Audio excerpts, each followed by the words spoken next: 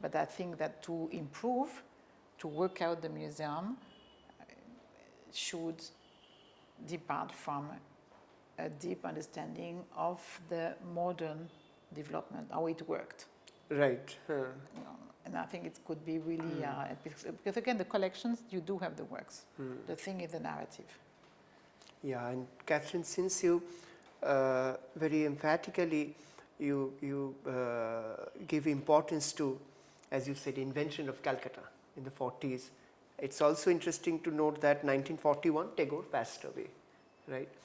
And then we have the Calcutta group, the invention of Calcutta. So would you like to see invention of Calcutta again isolated from what was happening in Shantiniketan? The invention of Calcutta, for me, it's much before. It's very early. Bengal school.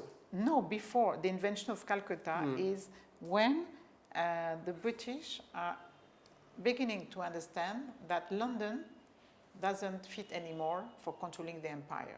Okay. And when they transfer to a certain extent the heart of the empire, Kolkata. So meaning even before it is built, this idea that it has to be efficient, it has to be a modern city, and the city has to be, on certain levels at least, more modern than London. Also as a cultural capital? It was maybe not the plan, but it happened, I think, faster than they expected.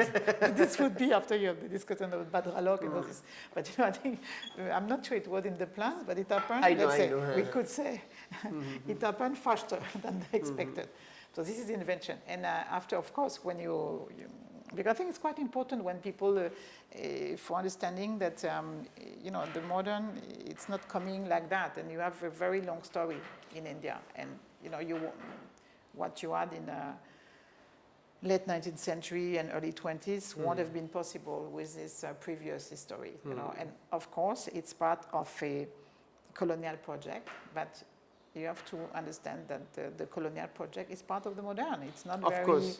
As I know that for certain people it's something they are very surprised, they don't like, but this is unfortunately the truth. It's part of the modern project. So this said, if you don't follow what you were saying is quite true after a certain, and again, faster than the British expected.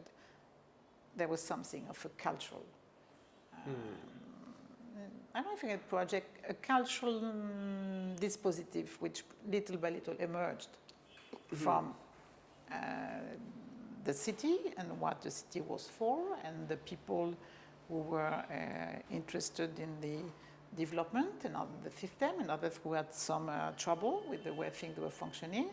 And and you have the fact that when you wanted, for instance, they wanted to offer, it's a detail, but it says a lot, the top quality print to the Queen or the Emperor, it would be printed from Kolkata because the printing technique were better. Absolutely. And it takes us to the grandfather or grandfather of Tagitray and these people. So, it's really very important. You add a certain set, structures, the people, and it's not by coincidence that you had this emancipatory project which came out from Calcutta. And after, of course, what we are discussing about is you have Shantiniketan, you had after the Tagore is passing 41, and you have the Kolkata group, which is happening before the Progressists, and with very different cultural background, and a very different situation, because it's a very, how to say that? It's not an easy moment, the early 40s for Bengal. The whole story of what we were discussing earlier, the various partitions and the economical problem and the human problem and so on and so forth. So it's a very different set of problems, and it's not so surprising that artists will react very differently. And again, I don't think there is any reason to play the one against the other, but what we can say now, we are 2019, is that there is a kind of overemphasis on 47, the Progressist group, for reasons which are not all about culture. It's also about commercial strategies. But this we know, and this is it's what happens. But as a critic, we have to be very careful, and it's what the market is deciding is one thing, the reality of what happened is another one. And I have myself my problems with certain kind of legitimation,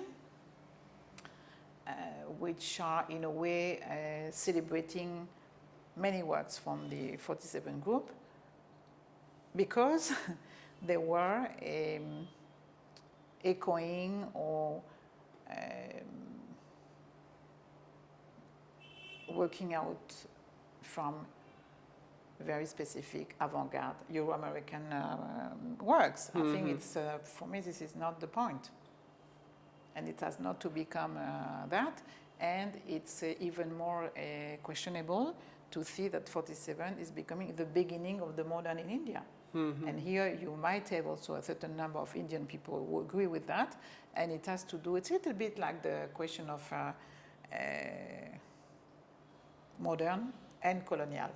It's very difficult for certain people to understand that you can be modern before 47, because 47, this is the the beginning of India, independent India, post-independence. But it seems to me a little bit difficult to accept that before 47, you have no modern, you don't work the same. The expectations are not the same after 47 for any Indian subject. But not for that, you could say that there is no modern proposal in India. I think it's not but correct. Before 47, we already have Binod Bihari Mukherjee's Hindi Bhavan mural, which is now understood as a very important modernist project. And very post-colonial also. But it has to do with the fact, it's also when we were discussing the, where the humility, they were humble, humble artists, also due to the circumstances. It's, you don't need to be a genius for understanding that a mural, by definition, is less transportable than other works. 1 second, you can take pictures, but it was still early, the beautiful thing in front of us. And Shantiniketan is not like Mexico City, in the middle, a city which is really like the epicenter of a revolution. So the murals in Mexico being a kind of very complex articulation between emancipatory project and iconography, heritage, and the way the revolution used the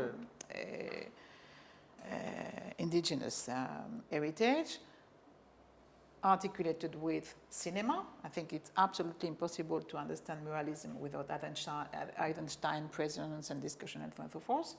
And it's absolutely different, and it was really visible in the center of the major buildings in Mexico City. Shantiniketan, it's another place. The project by Mukherjee is different, and I think that for these reasons, visibility, the fact that you have to look very carefully, you have to be, you have to look very carefully.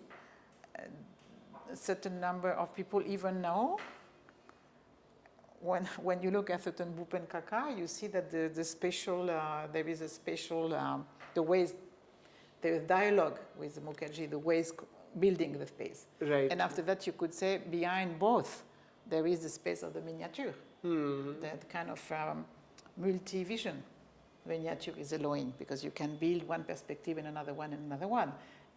But it's absolutely true the way Mukherjee built up the construction of the... Right. I mean, it's absolutely amazing. Amazing.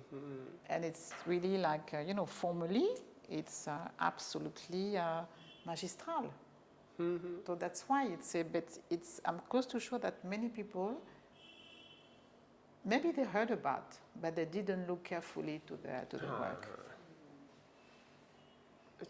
Talking about 1941 and the Calcutta group, when we read their early manifesto, they already begin to say that we want to be universal.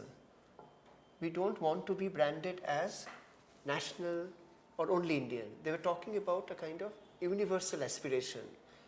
And at the same time, as you rightly said about the Bombay Progressive, the Calcutta group also was pretty diverse in their forms and styles, and they remained as a group. But I want to know a little bit from you, what is your take on their notion of universal, which they specifically used this word, universal, in their first manifesto? I mean, this Is this how modernity was understood those I days? probably don't know enough, the early text. You have to go very deep into the whole development of a Bengal revolution and after. But it seems to me that universal, from what I understood, from what I know, the universal revendication could relate to a very early idea of Bengal as a center of the world. Okay.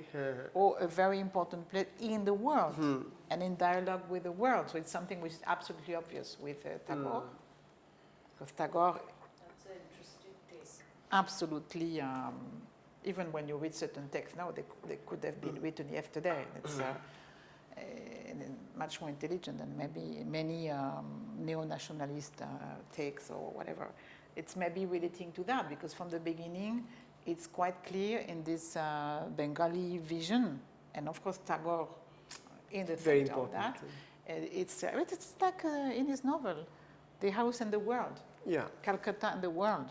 And Calcutta, of course, being a part of India. He never said Calcutta. So, after it's a question of, it could be very interesting to have more competence in linguistic competencies, because I think it has to do with the history of, with Tagore and this very complex articulation between Bengal, the specific history and the painful history of Bengal, and a certain vision of the nation. Nation. That it's part of India, but it's part of the world as well. And it's but this I would, but it's the way I would understand, because of course universal means a certain. It has a meaning, universal, but depending on if it's used by people, they want to be universal in a kind of very childish or ingenuous wish of controlling the world or being understood everywhere and so on. This would be a little bit... and also with a stylistic kind of emphasis. But this that is art should be stylistically understood with reference to what's happening in the world, mainly I think Western art. Yeah, the thing is, what is, when you look at